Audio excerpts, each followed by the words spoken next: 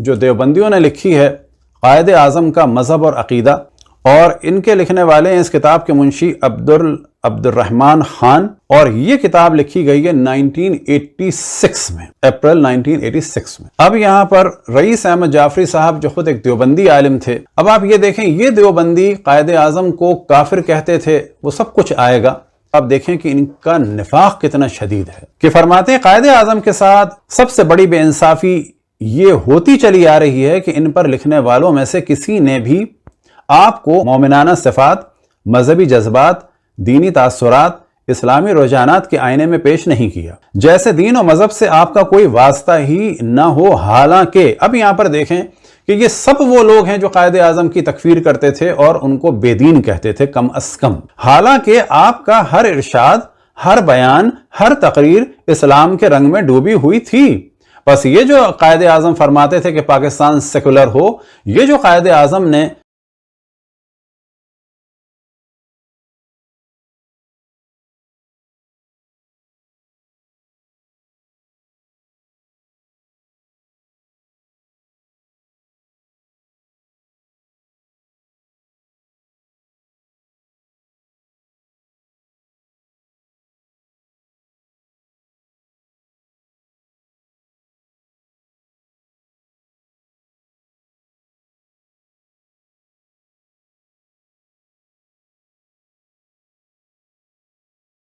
جوگندر ناتھ منڈل صاحب کو کہ جو ہندو تھے وزیر قانون بنایا، تو اس کا مطلب ہے کہ یہ بالکل صحیح کام تھا، لیکن ہم دیکھتے ہیں کہ ان کاموں کی مخالفت اس وقت بھی ہوئی، آج بھی ہوئی۔ قائد اعظم ایک سیکولر پاکستان چاہتے تھے، وہ جانتے تھے کہ یہ مولوی ملا نہ جیئیں گے نہ جینے دیں گے، نہ دیوبندی بریلویوں کو نہ بریلوی دیوبندیوں کو، یہ دونوں مل کے اہل حدیث کو نہیں اور اہل حدیث ان دونوں کو نہیں اور یہ تینوں شیعوں کو نہیں رہنے دیں گے۔ یہی وجہ تھی کہ قائد اعظم کے بارے میں پھر ہم توجہ دلائیں کہ جتنے مولوی ملا اس وقت ہیں ان سب سے زیادہ ذہین تھے اور وہ زیادہ دور اندیش تھے۔ اب یہ آگے لکھتے ہیں جا کر، قائد اعظم اگرچہ ابتداءً آخانی پھر اثنا عشری شیعہ رہے، مگر بعد ازاں حضرت مولانا اشرف علی تھانوی سے تعلقات استفاء ہونے پر شیعت کو خیر و بات کہہ دیا اور فرقہ پرستی کی حدود سے آزاد ہو کر ایک صحیح مسلمان کی حیثیت اختیار کر لی۔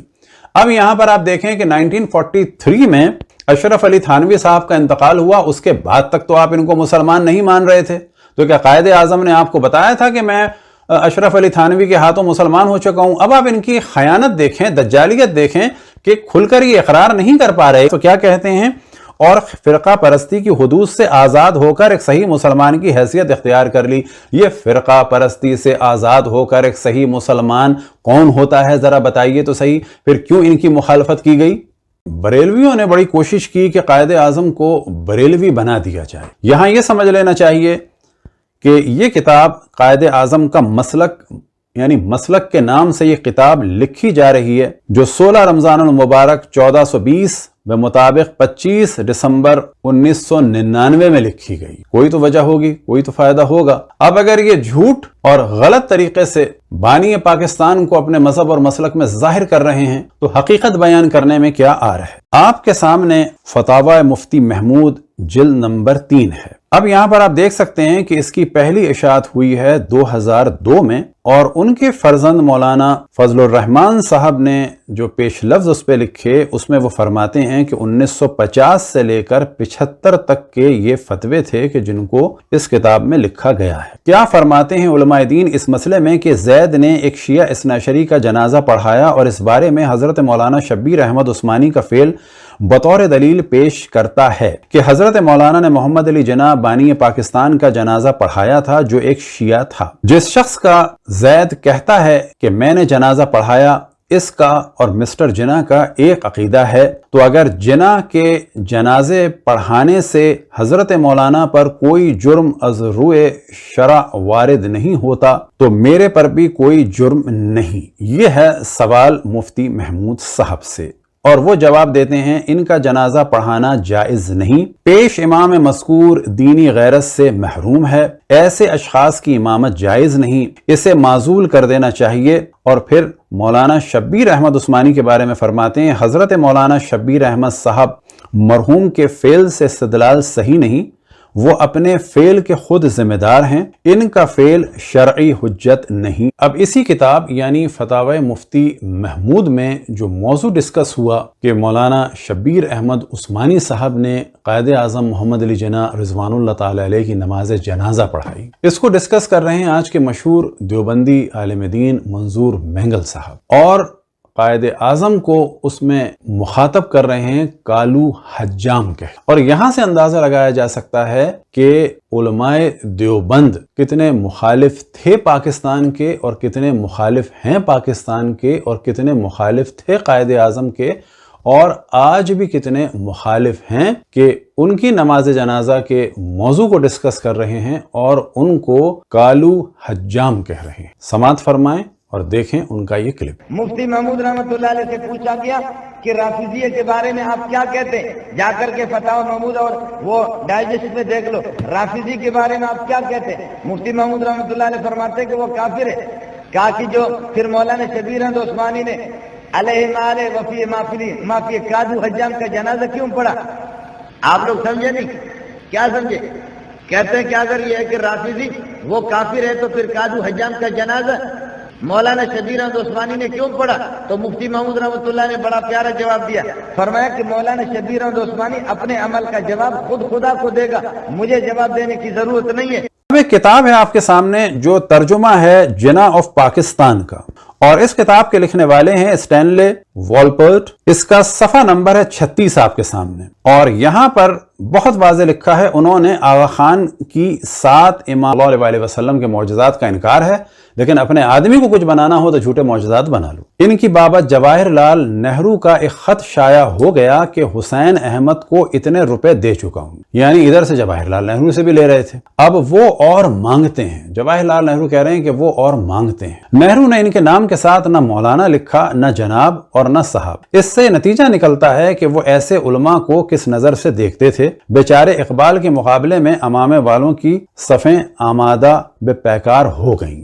ابھی اقبال کے مقابلے میں بھی کھڑے ہوئے تھے۔ اقبال نے ملائیت کے اس مظاہرے سے جل کر کہا، عجم ہنوز نہ دونت رموز دین ورنہ، یعنی عجم اب تک رموز دین سے، دین کے رازوں سے آشنا نہیں ہیں، ورنہ دیوبند حسین احمد انچ بل عجبیس، کہ دیوبند کا یہ حسین احمد یہ کتنی عجیب و غریب شخصیت ہے۔ سرود برسر ممبر کے ملت از وطن اس، کہ اس وقت یہ شور کر رہے ہیں ممبر سے کہ ملت جو ہے وطن سے ہے۔ دیکھیں آج یہ شور کر رہے ہیں ملت کس سے ہے؟ نظام اسلامی سے ہے۔ وہ شور کر رہے تھے کہ ملت جو ہے وطن سے ہے۔ چبی خبر ز مقام محمد عربی اس، یہ کتنے محمد عربی کے مقام اور فضائل سے نہ آشنا ہیں۔ بے مصطفیٰ برسان خیش را کے دین ہم او اس، کہ اپنے آپ کو مصطفیٰ سے پہنچاؤ کہ وہ دین ہے۔ اگر بے اون رسیدی تمام بو لہبی اس، اگر تم اس تک نہیں پہنچے تو پھر یہ دین نہیں ہے، یہ بو لہبی ہے۔ اب ہم آ جاتے ہیں ذرا 40s کے زمانے، تو توجہ دلائیں کہ قائد اعظم کی تحریک کو یعنی مسلم لیگ کو ڈسٹرب کرنے کے لیے ملاؤں نے کوشش کی کہ شیعہ سنی اختلاف ایجاد کیا جائے، اور اس شیعہ سنی اختلاف کے لیے انہوں نے گیم کھیلا۔ اس گیم کا نام تھا مدح صحابہ ایجیٹیشن، اور اس بارے میں ہمارا ایک تفصیل سے کلپ موجود ہے، اور اس گیم کے جو اصل پلیئر تھے وہ تھے حسین مدنی اور خصوصاً عطا اللہ شاہ بخاری، نقوی البخاری، کہ جو اس وقت احرار کے تھے، اور ان لوگوں نے اس طرح سے چاہا کہ شیعہ سنی میں اختلاف ڈالا جائے، لیکن اہل سنت ماشاءاللہ عقلمند تھے، آج بھی عقلمند ہیں، اور قطعاً وہ ہمارے بھائی ہیں، ہماری جان ہیں، اور ان میں سے بڑی تعداد جانتی ہے کہ ان کے ملا کتنے چیٹر ہیں۔ اب آپ کے سامنے یہاں پر رپورٹ ہے جو جسٹس منیب کے نام سے ہے اور 54 میں شائع ہوئی، اور اس میں خصوصاً آپ دیکھیں کہ احرار کا ذکر ہے 254 پر، اور احرار کے لیے بہت ہی واضح بیان ہوا ہے کہ اس کا جو ایک بہت بڑا سرغنہ تھا وہ ایک شیعہ سنی مکس فیملی کا تھا۔ عقیدتاً وہ موصوف کیا تھے یہ کلیئر نہیں ہوا، لیکن جو ان کے نظریات اور خصوصاً عاشور کی مخالفت تھی اس سے واضح پتہ چلتا ہے کہ یہ شیعہ نہیں تھے، لیکن انہوں نے یہ ظاہر کیا کہ جی میں شیعہ گھر کا ہوں، جبکہ شیعہ گھر کے نہیں تھے، اور اس شخص کا نام تھا مظہر علی اظہر۔ یہ بالکل تقریباً وہی والا کیس ہے جو اس وقت لاہور میں ہو رہا ہے۔ تو اس وقت پاکستان کی تحریک کو ڈسٹرب کرنے کے لیے اس شخص کو اوپر لایا گیا، اور جسٹس منیر نے اس چیز کو بالکل کلیئر کر دیا ہے، سب کچھ آپ دیکھ سکتے ہیں، اور یہاں پر یہ بات واضح کر دی۔ In this letter, The Maulana says that the weapon of Madh Sahaba could effectively be used against the League. اس خط میں ان مولانا نے، ان نام نہاد مولانا مظہر علی اظہر نے لکھا کہ مدح صحابہ کو اسلحے کے طور پر بہت ہی مؤثر طریقے سے استعمال کیا جا سکتا ہے مسلم لیگ کے خلاف۔ ان لوگوں نے کانگریس کا ساتھ دیا اور قائد اعظم کی مخالفت کی۔ تو آپ کے سامنے ہے اس وقت سول میرج اور لیگ۔ شیخ الاسلام حضرت مولانا سید حسین احمد صاحب مدنی، یہاں پر آپ دیکھیں کس قسم کی ان کی حرکتیں ہیں۔ ہم مسلمانوں کی خیر خواہی کے لیے ارادہ کرتے ہیں کہ لیگ اور اس کی چوٹی کے سربر آوردہ لوگوں کی صحیح کیفیت مسلمانوں کے سامنے پیش کر کے ان کو متنبہ کریں کہ یہ جماعت اور اس کے ہائی کمانڈ تمہارے لیے ہرگز قابل اعتماد نہیں ہے۔ اب آپ دیکھیں کہ ہم مسلمانوں کی خیر خواہی کے لیے، جیسے کہ وہ مسلمان نہیں ہیں، اب یہ چاہ کیا رہے ہیں؟ مسلمانوں کی خیر خواہی کے لیے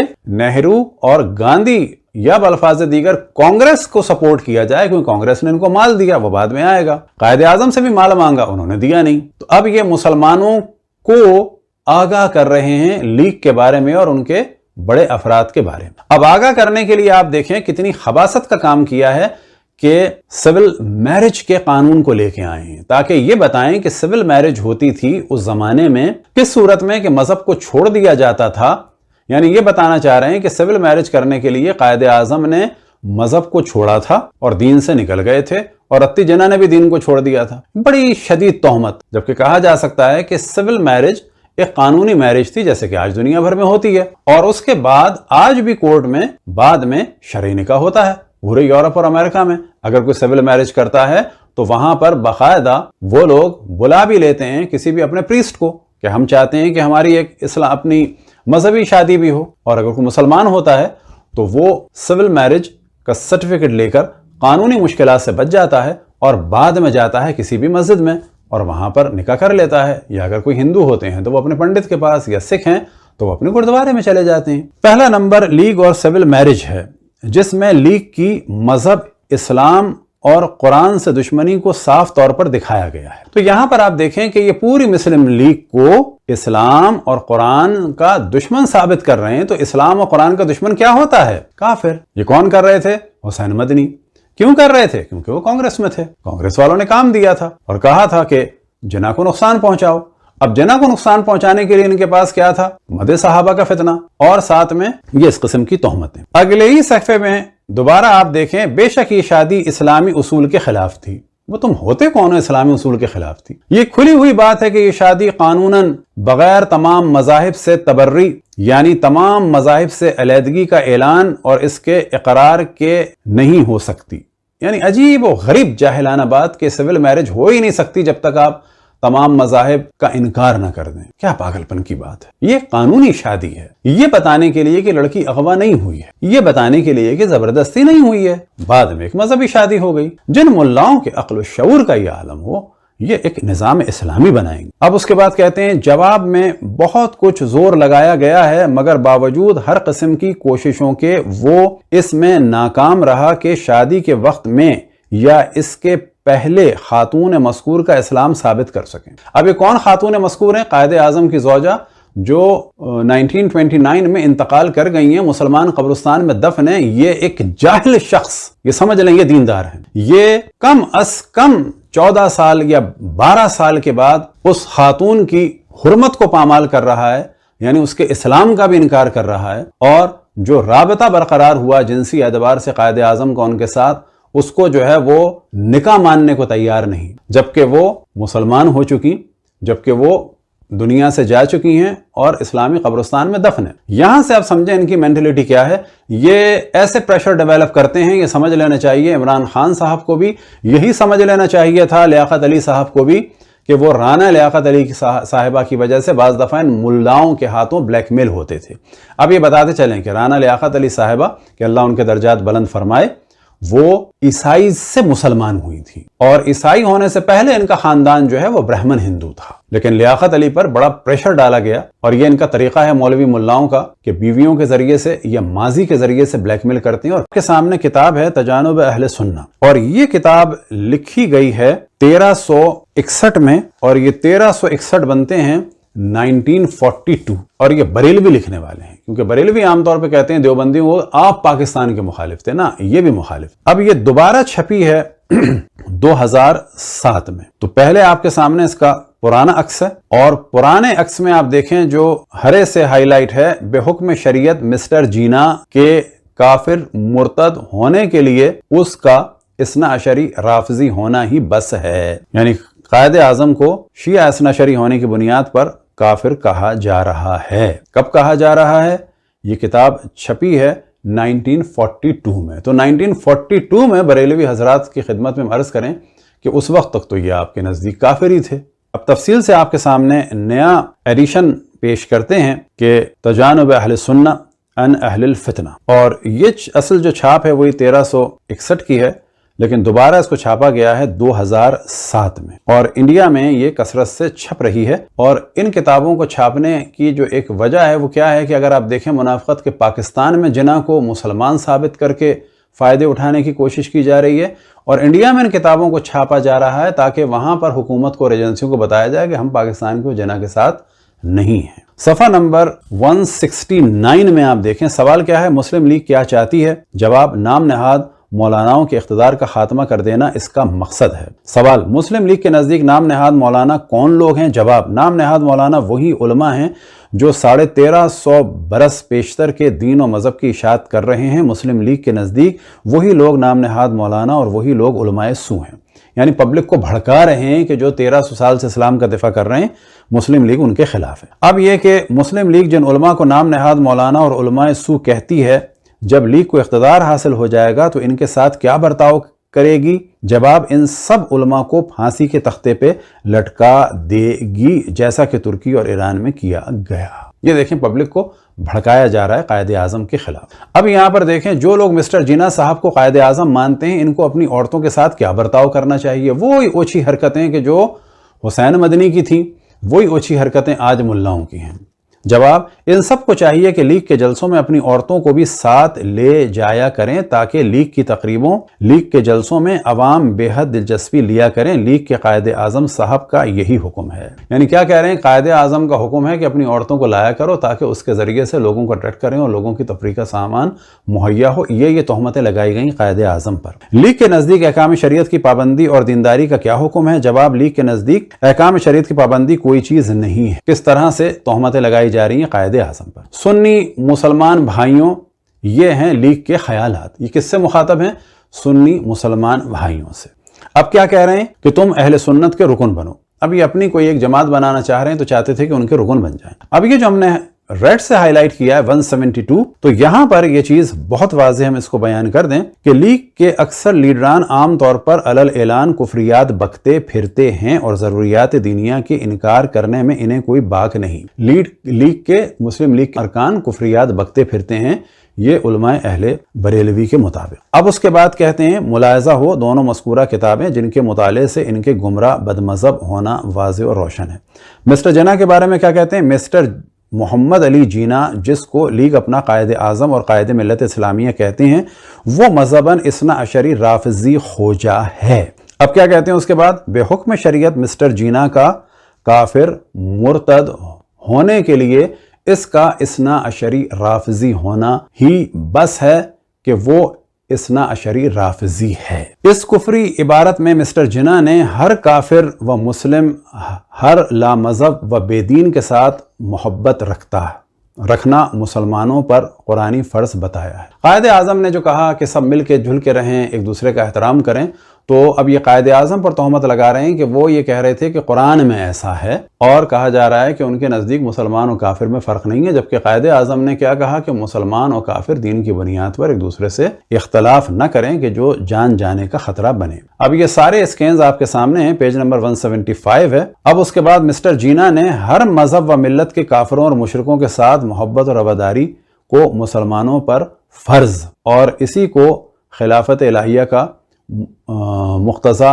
بنا کر آیت قرآنیہ کو منہ بھر کر جھٹلایا ہے۔ اب یہ جو قائد اعظم نے کہا کہ بھئی سب مل کر جو ہے وہ دشمنوں سے نجات حاصل کریں، اس کو بھی انہوں نے اس طرح سے مس یوز کر لیا کہ وہ کہتے ہیں کہ جی اسلام میں اور غیر مسلم میں کوئی مسلمانوں میں اور غیر مسلم میں کوئی فرق نہیں ہے. لیکن جو سب سے زیادہ خطرناک بات ہے وہ 177 پر ہے کہ جب قائد اعظم کو کافر بھی کہہ دیا لیکن ساتھ میں کیا کہا جا رہا ہے؟ بے حکم شریعت مسٹر جناح اپنے ان عقائد کفریہ قطعیہ یقینیہ کی بنا پر قطعاً مرتد اور خارج از اسلام ہے. اور جو شخص ان کے ان کفروں پر مطلع ہونے کے بعد اس کو مسلمان جانے یا اسے کافر نہ مانے یا اس کے کافر مرتد ہونے میں شک رکھے یا اس کو کافر کہنے میں توقف کرے وہ بھی کافر مرتد شر اللعائم اور بے توبہ مرا تو مستحق لعنت. یعنی قائد اعظم کافر بھی ہیں اور جو نہ مانے اور جو نہ کہے یا جو خاموش رہے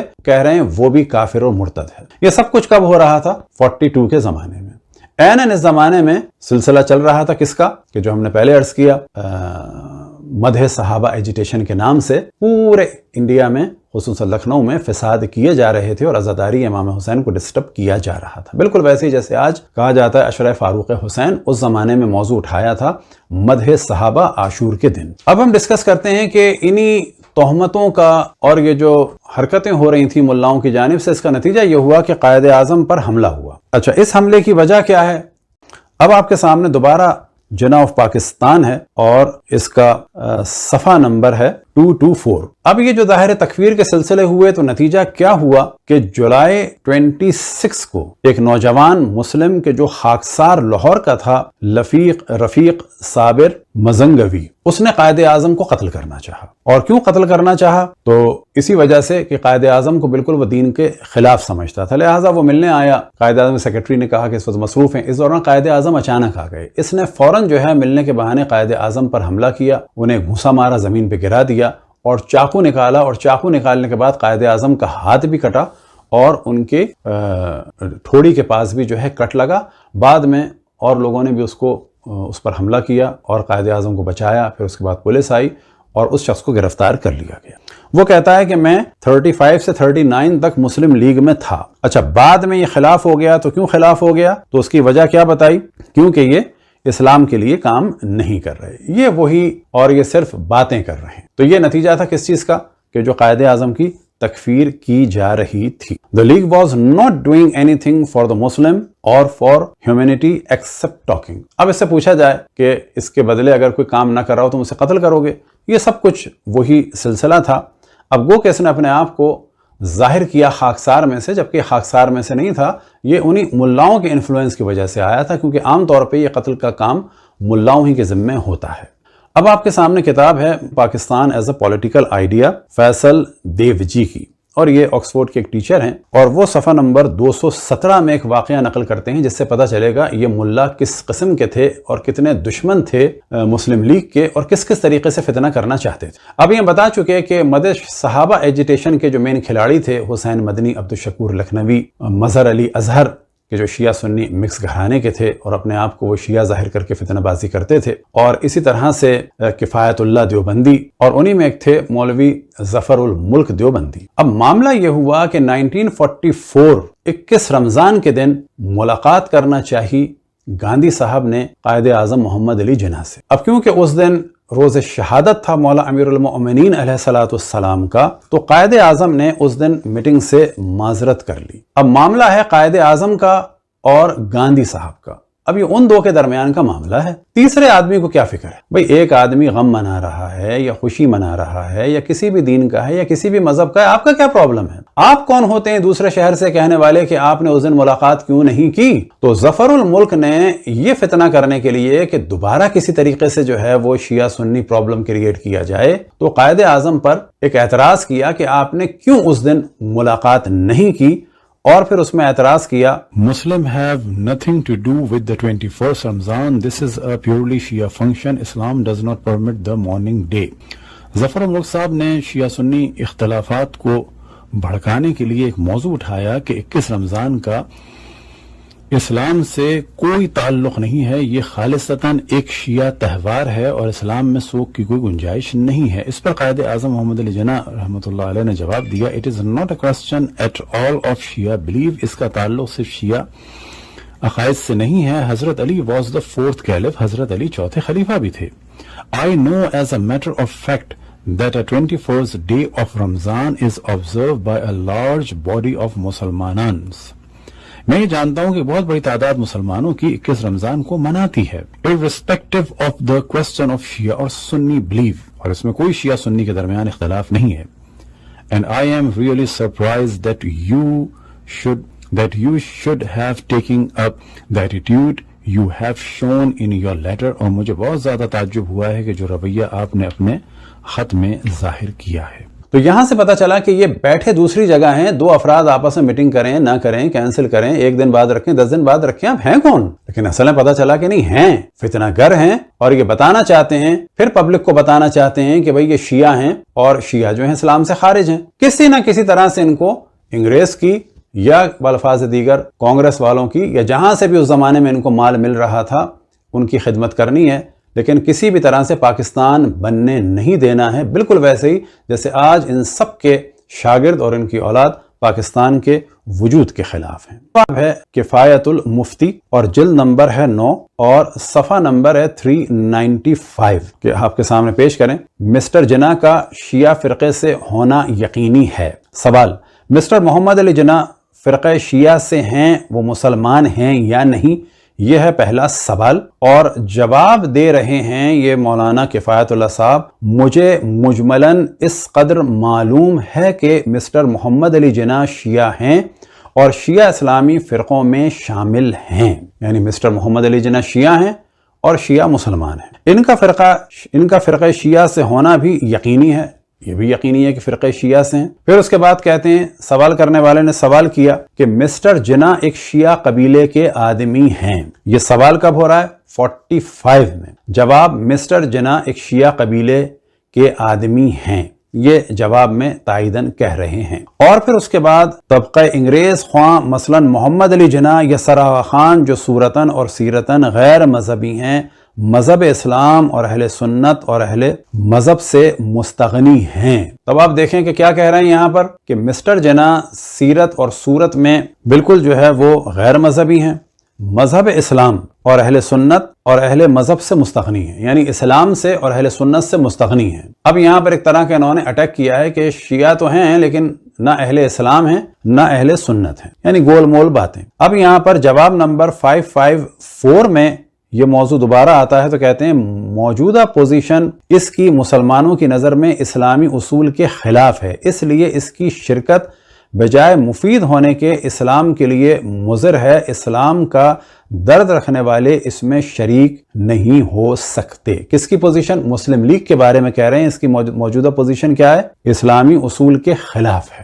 کون؟ مسلم لیگ. اب اس کے دوسرا جواب دیتے ہیں, موجودہ حالات اور ہندوستان کے واقعات کا تقاضا ہے کہ کانگریس میں شریک ہو کر ہندوستان کی آزادی کی کوشش کی جائے. مسلم لیگ مشکوک ہے, کانگریس میں آپ شریک ہو جائیے, وہ مسلمان ہیں. اب آپ دیکھیں, یا تو یہ کہتے ہیں کہ جی ان کی پالیسی یا ان کی پالیسی. جب آپ بات کر رہے ہیں کہ اسلامی اصولوں کے مطابق نہیں ہے مسلم لیگ, وہ کہ مسلمانوں کی ہے, لیکن آپ آ جائیے کانگریس میں, گو کہ ہندوؤں کی ہے. تو یا تو آپ کہیں کہ اس وقت مصلحتاً اس کی پالیسی صحیح نہیں, اس کی پالیسی غلط ہے اور اس کی صحیح ہے. جب آپ دین کی بات کر رہے ہیں تو کانگریس کون سی مسلمان ہے؟ پھر اس کے بعد کہتے ہیں جو گرین سے ہم نے ہائی لائٹ کیا, مسٹر محمد علی جناح مسلمان قوم میں تو شامل ہیں مگر فرقہ شیعہ میں سے ہونے اور یورپین تہذیب کے پابند ہونے کی وجہ سے ان کو مسلمان کہنا اور سمجھنا ایک رسمی بات ہے. یعنی پھر یہاں پر جو ہے وہ ان کے اسلام کا انکار کر دیا. اب آپ کے سامنے ہے سیکٹیرین وار, خالد احمد صاحب کی کتاب ہے, اور یہاں پر پورا قائد اعظم کے دفن کے بارے میں ہے موضوع. Yet when he died in 1948 it was necessary for his sister Miss Fatima Jinnah to declare him a Shia in order of. تو یہاں پر واضح ہوا, کہتے ہیں کہ 48 میں فاطمہ نے ڈکلیئر کیا کہ یہ شیعہ تھا. At the Sindh high court, اور سندھ ہائی کورٹ نے اس کو مانا کہ جی وہ شیعہ خوجہ اثنا عشری تھے. اب یہ پورا تفصیل سے دیکھ لیں, صرف ہم خلاصہ بیان کر رہے ہیں. اور پھر جب ان کی میراث بٹی تو وہ بھی شیعہ طریقے سے بٹی. اور پیج نمبر 8 میں جو ہے کہ مولانا انیس الحسن جو شیعہ اسکالر تھے, انہوں نے ان کی نماز جنازہ پڑھائی اور شیعہ طریقے سے ان کا غسل ہوا. اور پھر اس کے بعد یہ سب کچھ کہاں پر ہوئی, نماز جنازہ کہاں پر ہوئی؟ البتہ بتاتے چلیں کہ ان کا غسل جو ہے وہ کھارا در میں ہوا اور ایک کلو غسال تھے، انہوں نے انجام دیا۔ اس نماز میں کئی مومنین شریک تھے، جن میں ہاشم رضا صاحب تھے، آفتاب حاتم علوی تھے اور یوسف ہارون صاحب تھے۔ تو گورنر جنرل ہاؤس میں یہ پہلی نماز ہوئی، اور اس کے بعد after the Shia ritual the body was handed over the state and مولانا شبیر احمد عثمانی نے پھر ان کی نماز جنازہ پڑھائی۔ اور پھر یہ کہ جب محترمہ فاطمہ جناح جو ہے موہٹا پیلس میں دنیا سے رخصت ہوئیں تو 2 Shia symbols were discovered at Mohatta palace. وہ کیا چیزیں تھیں کہ علم اینڈ پنجہ جو ہے، یہ 2 چیزیں جو ہیں نکلی فاطمہ جناح کے پاس سے، کہ جو 2 شیعہ سمبل تھے۔ البتہ جو سب سے اہم ہے وہ یہی ہے کہ ان سب کی جو میراث بٹی وہ شیعہ طریقے سے بٹی۔ اب اگلے ہی پیراگراف میں ایم ایچ اصفہانی کہتے ہیں کہ مجھ سے قائد اعظم نے خود کہا 1936 میں کہ جب میں 1894 میں واپس آیا تو میری پوری فیملی جو ہے وہ شیعہ اثنا عشری ہو گئی تھی، اور اسی پر میری شادی ہوئی ہے شیعہ رسم و رسوم کے مطابق رتی جناح سے۔ اور اس کے بعد پھر یہی ہے کہ فاطمہ جناح جب ان کا انتقال ہوا تو ان کو غسل دیا گیا، اور موہٹا پیلس میں ان کے شیعہ ریچول کے حساب سے نماز ہوئی، اور پھر اس کے بعد ان کی باڈی کو قبر میں اتارا گیا اور پھر ان کی تلقین پڑھی گئی۔ اور گرین سے ہم نے ہائی لائٹ کیا ہے کہ جناح صاحب نے بھی ارینج کروائی تھی تلقین رتی جناح صاحبہ کے لیے 1929 میں۔ جناح had arranged also تلقین for Ratti Bai to when she died in 1929۔ اور پھر اس کے بعد موضوع ہے کہ فاطمہ جناح اون فیونرل جب ان کا، اور اس کے بعد جو ہے نیلے سے ہم نے کیا ہے جب فاطمہ جناح کا فیونرل ہوا تو اس وقت کچھ لوگوں نے ہنگامہ کیا اور ان کو ڈسٹرب کرنے کی کوشش کی۔ اب دوبارہ آپ کے سامنے آخر میں فتاوی محمودیہ پیش کرتے ہیں کہ جو 2002 میں چھپی، اور فضل الرحمان صاحب فرماتے ہیں اپنے والد کے بارے میں کہ 1950 سے 1975 تک کے یہ فتوے ہیں، اور جلد نمبر 3 اور صفحہ نمبر 66 میں اس سوال کیا جا رہا ہے، اور سوال یہ ہے کہ حضرت مولانا شبیر احمد کا فعل بطور دلیل پیش کرتا ہے کہ حضرت مولانا نے محمد علی جناح بانی پاکستان کا جنازہ پڑھایا جو ایک شیعہ تھا، اور کیا ہے اس کا اور مسٹر جناح کا ایک عقیدہ ہے، تو اگر جناح کے جنازہ پڑھانے سے حضرت مولانا پر کوئی جرم از روئے شرع وارد نہیں ہوتا تو میرے پر بھی کوئی جرم نہیں۔ اس کا جواب دیتے ہیں مفتی محمود صاحب اور فرماتے ہیں ان کا جنازہ پڑھنا جائز نہیں، پیش امام مذکور دینی غیرت سے محروم ہے، ایسے شخص کی امامت جائز نہیں، اسے معزول کر دینا چاہیے۔ حضرت مولانا شبیر احمد صاحب مرحوم کے فعل سے استدلال صحیح نہیں، وہ اپنے فعل کے خود ذمہ دار ہیں، ان کا فعل شرعی حجت نہیں۔ تو یہاں پر ہماری گفتگو ختم ہوئی، اور دعا ہے کہ خداوند تبارک و تعالی تمام انسانوں کو منطقی طریقے سے اپنے دین اور مذہب کو ڈسکس کرنے کی توفیق عطا فرمائے۔ ہم تمام ادیان کا احترام کرتے ہیں، کسی کی بھی جان مال عزت آبرو کو خطرے میں ڈالنا صحیح نہیں سمجھتے، اور تمام مذاہب اسلامی چاہے وہ دیوبندیوں، بریلویوں، اہل حدیث ہوں، سب مسلمان ہیں اور ہمیں علمی ڈسکشن کرنا چاہیے۔ لیکن اگر ہمیں قتل کرنے کے لیے مختلف حربے استعمال کیے جائیں گے، تہمتیں لگائی جائیں گی، تو حقائق پہ سے پردہ اٹھانا ہماری اپنی شرعی اور عقلی ذمہ داری ہے۔ دعا ہے کہ خداوند تبارک و تعالی پاکستان کو ان شدت پسند ملاؤں کے شر سے محفوظ رکھے، اور جن جن لوگوں نے قائد اعظم کے ساتھ شرکت کی ان کے درجات کو بلند سے بلند فرمائے، اور آخر میں دعا گو ہیں کہ خداوند تبارک و تعالی بانی پاکستان قائد اعظم محمد علی جناح رضوان اللہ تعالی علیہ اور مادر ملت فاطمہ جناح رضوان اللہ تعالی علیہ کے درجات کو بلند سے بلند فرمائے، اور ہم سب کو ان کی تعلیمات سے آشنا ہو کر پاکستان کے دفاع کی توفیق عطا فرمائے۔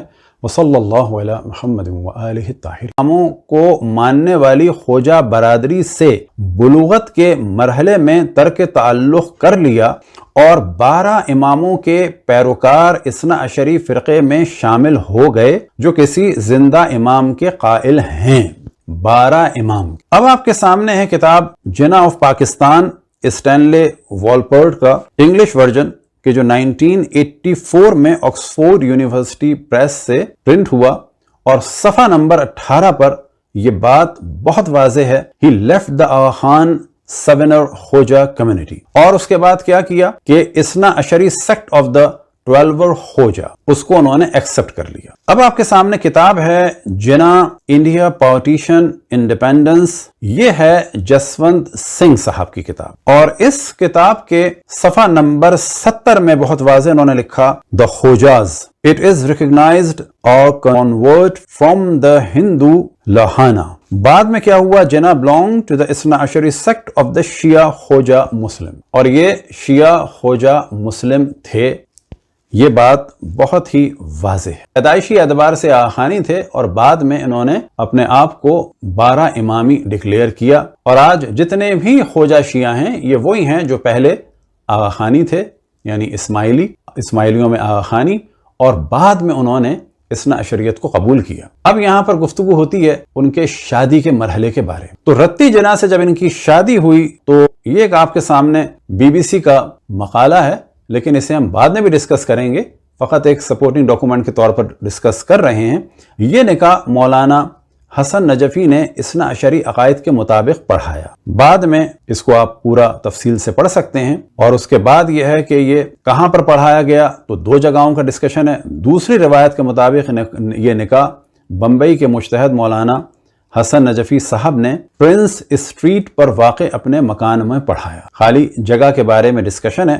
نکاح نامہ پر جنا کا مسلک خوجہ اثنا عشری تحریر کیا گیا۔ اب آپ کے سامنے فارسی کا نکاح نامہ ہے کہ جس میں ان کے نام، زوجہ کا نام اور وکلا کے نام درج ہیں۔ گیم چلنا چاہا اس زمانے کے دیوبند کے ملاؤں نے، خصوصاً حسین مدنی نے، کہ قائد اعظم کی کردار کشی کی اور ان کی زوجہ کے اسلام کا بھی انکار کیا، اور یہاں تک تہمت لگائی کہ ان لوگوں نے دین مذہب چھوڑ دیا تھا فقط شادی کرنے کے لیے، جبکہ اس زمانے کے پارسیوں میں جو اتنا بڑا دھماکہ ہوا تھا وہ ہوا ہی اسی وجہ سے تھا۔ وہ لوگ پریشان تھے، باپ ان کے بالکل آئسولیٹ ہو کے رہ گئے تھے کہ بیٹی مسلمان ہو گئی، اور اگر کوئی اقرار کر لے مسلمان ہونے کا تو ان مولوی ملاؤں کو یہ حق نہیں پہنچتا کسی کے اسلام کا انکار کریں۔ اب یہ اور بات ہے کہ جس نے رسول اللہ صلی اللہ علیہ وسلم کو اپنے پیٹ میں رکھا، یعنی ان کی والدہ، اور جن کے صلب میں رہے یعنی ان کے والد، یہ ان کو کافر کہتے ہیں۔ اب آپ دیکھیں کہ خاتون کہہ رہی ہے میں مسلمان ہو گئی، تو دلیل کے طور پر ایک نکاح نامہ، پھر مسلمان سے شادی، اب اس میں دلیل کی ضرورت نہیں ہے۔ اور پھر ہم دیکھتے ہیں کہ پارسی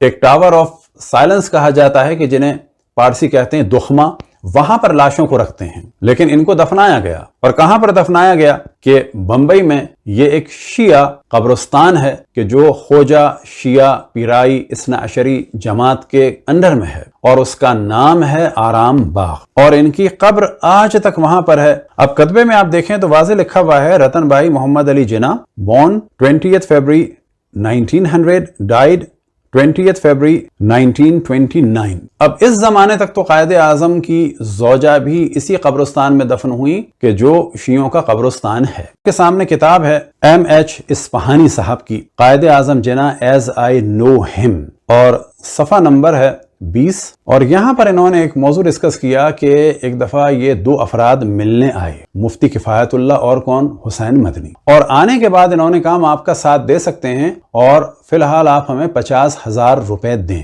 جس پہ قائد اعظم نے منع کر دیا، اور منع کرنے کا نتیجہ یہ ہوا کہ پھر انہوں نے اپنا رنگ دکھایا۔ اب یہاں پر آپ کے سامنے کتاب ہے اقبال اور ملا، ڈاکٹر خلیفہ عبد الحکیم MA PhD کی بزم اقبال نے اس کو چھاپا ہے، اور یہاں پر آپ دیکھیں کہ وہی والا موضوع کہ حسین مدنی آئے قائد اعظم کے پاس